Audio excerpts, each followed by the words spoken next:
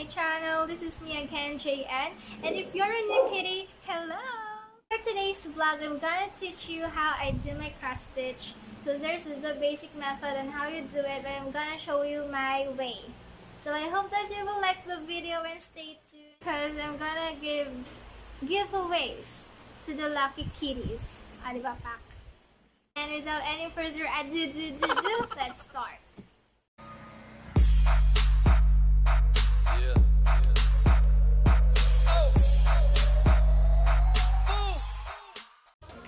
So guys, to start this off, let's have the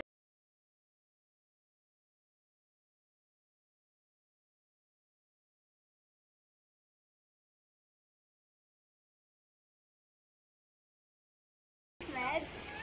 So if you could remember guys, in my first vlog, I paused the threads that I need for my cross stitch pattern. So here they are.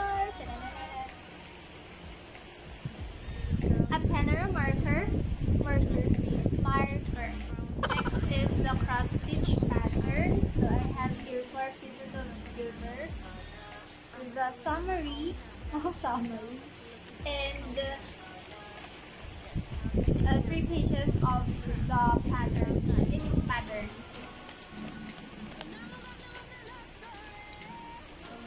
And of course, the Ada cloth. So, shout out to this very sweet couple, Kuya Jeremy and Ate Julie, and thank you so much for supporting me, guys. And I'm gonna do this pattern for my vlog, and I'm hoping to finish this as soon as possible so I can give it to you now, guys. So, hi again mga kapusan, nakaset up ng materials natin, so we're ready to start it na. So first, I have the cross stitch pattern na pinint out ko from myphotostitch.com, so nakalagay naman dito. And I'm going to teach you to separately as well as before. And then, ang una kong ginagawa, kung ano yung thread na may pinakamaraming cross stitches, yun yung inuuna ko. So, for example, for this pattern, since continuation nga lang po nung ginawa ko na long time ago, we have here yung 136. So, ang thread number niya is 347.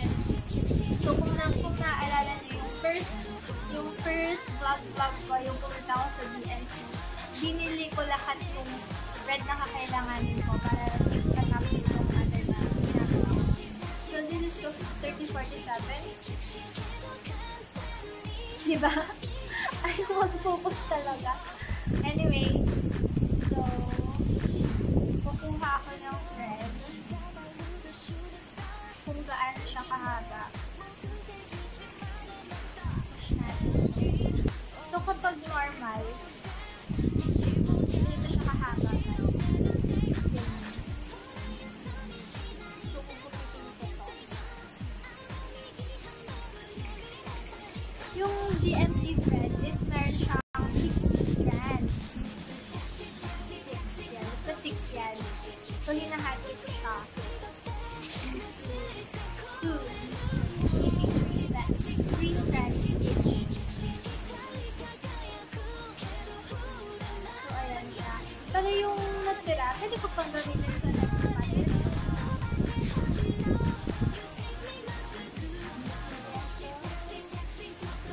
I'll get the needle. Magaling kang manuso. So yun nga guys, katulad ng sinabi ko kanina, ito yung way ko. May basic talaga. May napanood ako sa YouTube. Ganito, ganyan. Ganun pala. Pero ito na kasi yung nakasanayan ko and I'm more comfortable doing this way. It's the J and Kitty way. Mga kapuso, for the entire pattern, let's always start sa dulo. So, let's have 1, 2, 3, 4, 5 cross stitches. Let's start with the first cross. Punta tayo sa likod to lock the thread. So, dalawang pahalang.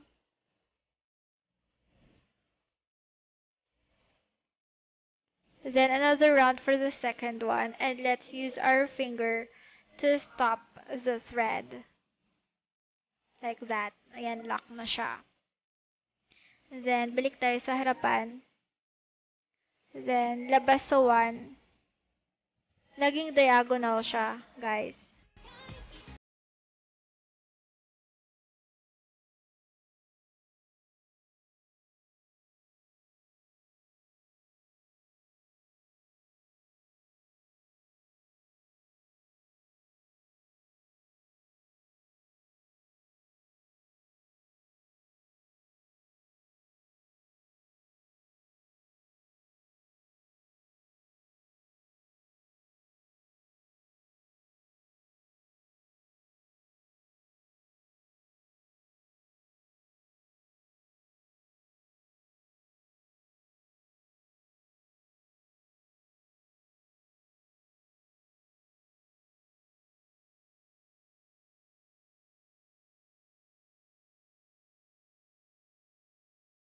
One.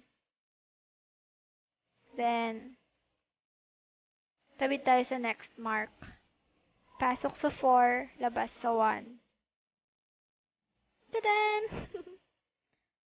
Pasok sa 4, labas sa 3. Diagonal, and then let's make a cross. Pasok sa 2, labas sa 1.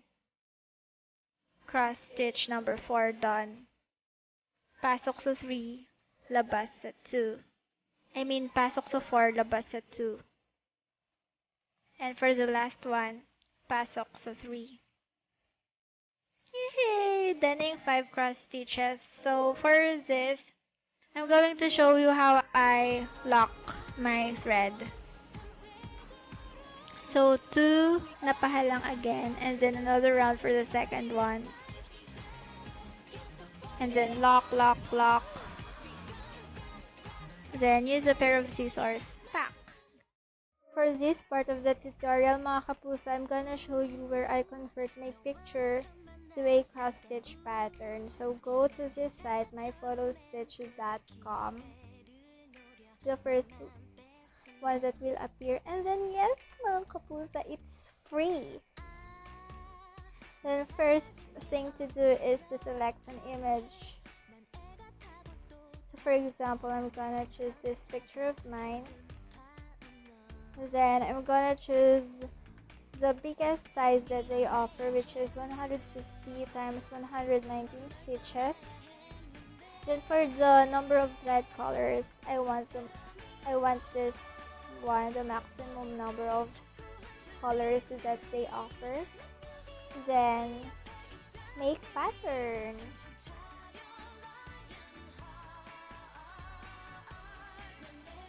So DMC is finding the best thread colors for you guys. And this one, it will look something like this. So if you're satisfied, that's it. But if you are not yet satisfied with how it looks, so try to adjust the number of colors or change the size of the pattern. And yeah, they offer the tips page for additional suggestions. And the threads that you need is listed down below. So which is 50 DMC threads, so like that. And then click here to download your pattern. Download. And that's it. You just need to print it out. Ta-da! So that ends my video, guys. So thank you so much for watching till the end of it. And for the giveaway, just read the description below, okay? Have a good day. Bye!